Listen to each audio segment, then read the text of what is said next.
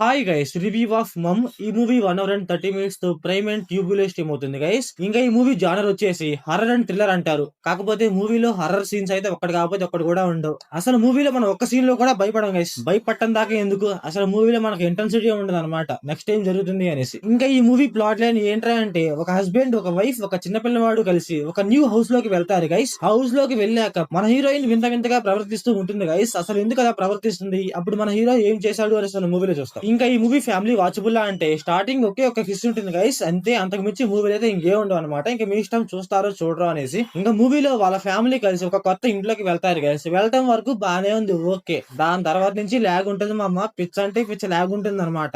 ఒక చిన్న బేబీ ఉంటుంది అనమాట. ఆ బేబీ కేరింగ్ కూడా పర్ఫెక్ట్ గా ఉండదు అనమాట. మూవీలో ఏంటంటే మన హీరోయిన్ అయితే వింత వింతగా ప్రవర్తిస్తూ ఉంటుంది గైస్. లిటరల్లీ మా అమ్మ స్టార్టింగ్ ఒక హాఫ్ అన్ అవర్ లోనే వీళ్ళు హాస్పిటల్ కి అయితే ఒక 4 times వెళ్తారు గైస్. సరే, హాస్పిటల్ కి వెళ్ళారు, అక్కడికి వెళ్ళి ఏమన్నా తెలుసుకున్నారా అంటే వాళ్ళు ఏం తెలుసుకోరు అనమాట. నార్మల్ గానే ఉంటది. స్టోరీ ఎక్కడ స్టార్ట్ అయింది అక్కడే ఉంటుంది గైస్. అసలు స్టోరీ అయితే అసలు ముందలకే వెళ్ళదు అనమాట. ఇంకా మూవీలో ఏమైనా బాగుందా అంటే లాస్ట్ లో ఒక ట్విస్ట్ ఇస్తాడు గైస్. ఆ ట్విస్టే కొంచెం బాగుంది అనిపించింది అంతే. మూవీ నేమ్ అయితే మా అమ్మని బాగానే పెట్టుకున్నారు కానీ దానికైతే న్యాయం అయితే అసలు అంటే అసలు చేయలేదు గైస్. మా అమ్మని పేరు పెట్టి దయ్యంగా మారుస్తారు. దయ్యంగా పేరు పెట్టి మనల్ని ఏమైనా ఎంటర్టైన్ చేస్తారా అంటే ఆ ఎంటర్టైన్ కూడా చేయరు. సరే, ఏమన్నా తన క్యారెక్టర్ ఏమన్నా బాగుందంటే ఆ క్యారెక్టర్ కూడా బాగుండదు.